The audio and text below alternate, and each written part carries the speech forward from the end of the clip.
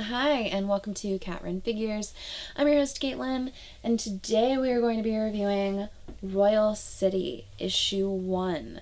So, this is Jeff Lemire's newest book, as you can see right here. I'm sorry if the colors aren't really showing up here. His books are always very white, so, basically put that up against my skin. It actually kind of makes me look like I have color. A little bit. A little bit. So, the comic has more color than you. Jumping right on into the comic, we get to see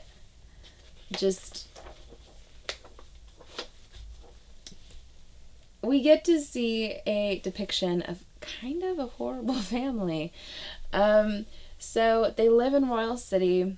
Royal City is actually a dying town.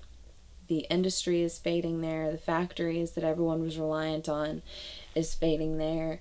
And it's taking its toll on everyone, including this gentleman and his family. So he and his wife can barely stand each other. He turns to eating. She smokes. They hate each other. They get into a fight the very first interaction we see between them. And the thing that he loves to do is to tinker with radios. And he's tinkering with a radio out in his workshop. And he starts to hear something over one of the radios. And it's a voice saying, "Daddy, Dad." And it's the voice of Tommy. And we get to see that he has a stroke. He has a stroke and he's lying face down in his workshop, which, not good. So we get right on into Royal City. As you can see right there. It's actually pretty pretty. And we get to see a writer who's talking to someone from his publishing company, and we get to find out that he's actually the son of the man that had a stroke earlier on in the comic, and he's talking about missing a deadline, but he has to be there for his family. And the funny thing is, he sees a boy in the middle of the road, and he tries not to hit him, and then he realizes, Tommy? Was that Tommy? So he gets back into his car, and there's a notebook that was not there earlier. So he's going into Royal City, and he hasn't been home for some time. So continuing on, we get to see a woman giving a presentation at the factory in Royal City. And she's talking about how the Royal City factory is dying. The town is dying. The jobs aren't there anymore. The money's not there anymore. And before you know it, both the factory and the town will be gone. They probably have 10 years at best. So this is her pitch. She wants to put a luxury golf course out there. She wants to revitalize the town and make it an escape from the city. So the individuals that she meets with are impressed by this, and they say that they'll talk about it. So she calls her husband on the way out, and you find out that not only is she the daughter of the man who had a stroke earlier on in the comic, but her husband is actually the foreman of the factory. And if her plan actually goes through, he's going to lose his job, and so will everyone else that works in that factory. So the factory is basically what employs the entire town. But she's stating that all these jobs are going to be made as a part of this deal. It's probably true, but, things are going to change for everyone. And, of course, their marriage is kind of on the rocks. He's not really appreciative of his wife being such a go-getter, his wife's career going so well. Clearly, he's got a lot of emotion, a lot of rage built up from that. And they also discuss her brother. The fact that her brother not only hasn't been to visit their father, but didn't show up to work. So we meet this individual, which I gotta tell you, Jeff Lemire, one big fault about this guy looks exactly like the main character of 80 After Death. I mean, just look at him. Doesn't he look exactly like the main character? Pretty much. 100% exactly like the main character. There's no difference in his face. So, we find out that the brother's a junkie. The brother's having some issues. And, I mean, there's drugs, there's cigarettes, and, yeah, he's riding it, definitely. And he's talking to an individual, a gentleman that seems to be a little bit older than him, or maybe that's just his lifestyle. It's aged him that much. But they're talking about how he doesn't really seem to have to go to work, because that seems to be one of the perks of having a sister that's banging the foreman. And he tells him, hey, Tommy, don't talk about our sister like that. And he's like, it's true. So they start to talk about what all they can do in that town. And they come to the conclusion, it's Royal City. What else are they going to do? So, as you can tell, you go through, and it's nothing but blonde-haired individuals named Tommy in every single panel. And we get to see the father in his dreamlike stasis. He's still unconscious, and he's seeing a boy that he calls Tommy. And again, looks different. So you might be a little confused thinking, why are there so many blonde Tommies running around, right?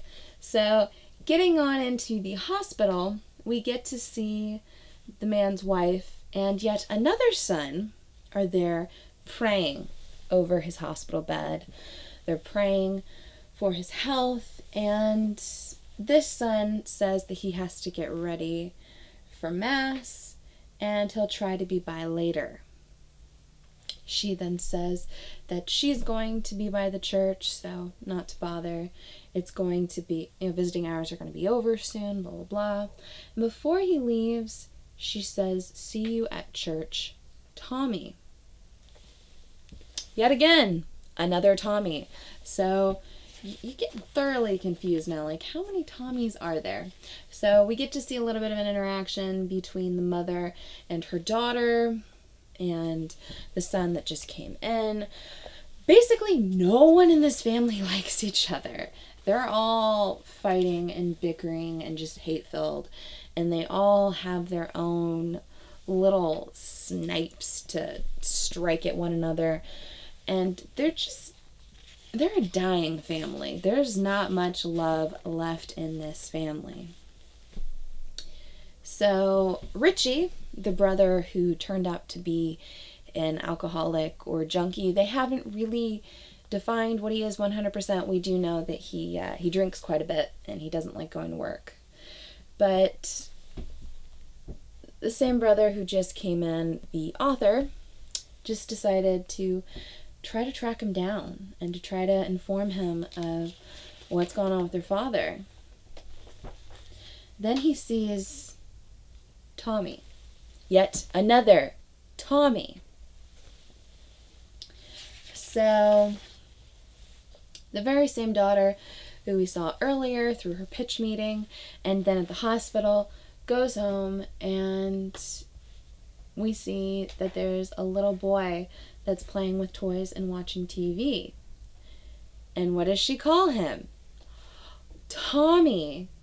And by now you're thinking, how many people in this family did they name Tommy? Right? And she's going through this whole Pleasantville moment where she knows exactly what he wants for dinner, and they're gonna eat dinner together, and it's just gonna be lovely, right?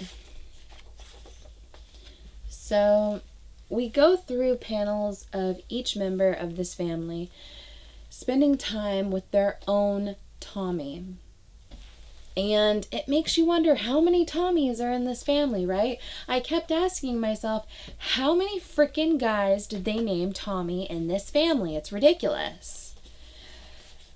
And then the monologue that's been going on throughout the comic starts to make sense when the brother follows Tommy into the cemetery.